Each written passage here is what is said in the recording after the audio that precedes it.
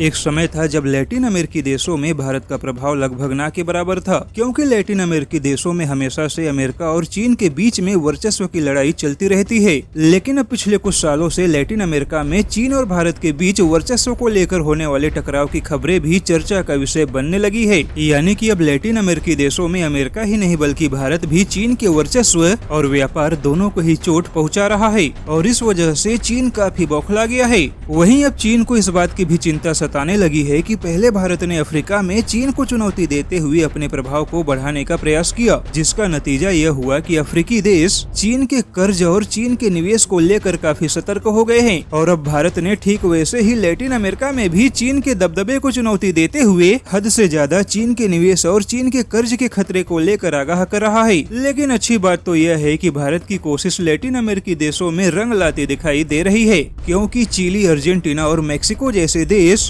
अब चीन पर से अपने आर्थिक निर्भरता को कम करते हुए भारत के साथ अपने व्यापारिक साझेदारी को बढ़ाने में दिलचस्पी दिखा रहे हैं। वहीं ब्राजील पहले ही भारत की सहायता पाने के बाद पीएम मोदी की तुलना भगवान हनुमान से कर चुका है, लेकिन अब बारबाडोस और क्यूबा में भी भारत के साथ एक मजबूत साझेदारी की बातें होने लगी है और भारत के पक्ष में आती यह सारी खबरें लैटिन अमेरिका में चीन के वर्चस्व के लिए चिंता का विषय है। हालांकि चीनी मीडिया आरोप लगाती है कि भारत दुनिया में चीन के सहयोगियों को भड़काने का काम कर रहा है, जबकि हकीकत तो यह है कि अगर पिछले 5 सालों के रिकॉर्ड को देखा जाए तो भारत चीन के खिलाफ अपने विदेश नीति और कूटनीति का ऐसा जाल बिछा रहा है जिसके सामने चीन के पैतरेबाजियों की हवा निकलती जा रही है।